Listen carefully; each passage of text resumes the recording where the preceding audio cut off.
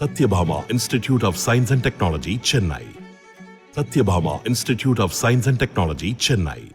குடியுரிமை திருத்தச் சட்டம் யாருடைய குடியுரிமையையும் பறிக்கும் சட்டம் அல்ல என தெரிவித்துள்ள அம்மா மக்கள் முன்னேற்றக் கழகத்தின் பொதுச் செயலாளர் டிடிவி தினகரன், மூன்றாவது முறையாக மோடி பிரதமராக வந்தால் தமிழகத்திற்கு நல்ல திட்டங்கள் கிடைக்கும் என்று கூறினார்.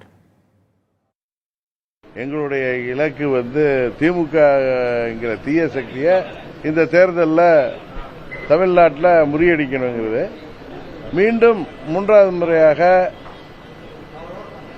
பாரத பிரதமராக திரு மோடி அவர்கள் வருவதன் மூலம் தமிழ்நாட்டிற்கு பல நல்ல திட்டங்களை பெற்றுத்தர முடியும் என்கிற நம்பிக்கையில் நாங்கள் இந்த கூட்டணி அமைச்சிருக்கோம். இதில் யார் பெரியவர் யார் சின்னவர் அப்படிங்கிற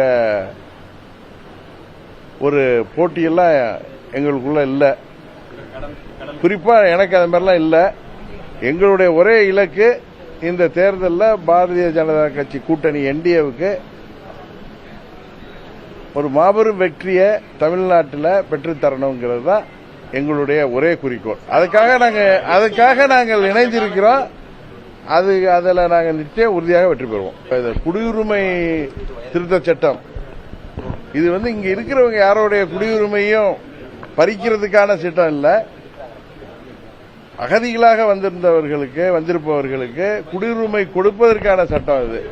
அதனால இதை தப்பா பிரச்சாரம் பண்றாங்க. இதை சிறுபான்மை மக்களை, குறிப்பா இஸ்லாமிய மக்களை அச்சுறுத்த வேண்டும் என்பதற்காக ஒரு சிலர் குழப்புகிறார்கள். அவர்களுக்கு இதுல உண்மை தெரியும். ஏன்னா இங்க இருக்கிற எந்த சிட்டிசனுக்கும் அவங்களுடைய குடியுரிமையை பறிக்கிறதுக்கான சட்டம் இல்லை. இது குடியுரிமையை கொடுப்பதற்கான சட்டம். பாராளுமன்ற தேர்தலில் இந்தியாவின் பிரதமராக யார் வர வேண்டும் என்ற ஒற்றை புள்ளியில தான் அந்த தேர்தல் இருக்கும். அதை நோக்கி தான் பிரச்சாரங்கள் இருக்கும். அதை நோக்கி தான் மக்களும் வாக்களிப்பார்கள். இதுல மூன்றாவது அணியெல்லாம் அதனால் வெற்றி பெறப் போகின்ற என்டிஏ கூட்டணிக்கு பாதிப்பு இருக்காது. Satyabhama Institute of Science and Technology, Chennai. Satyabhama Institute of Science and Technology, Chennai.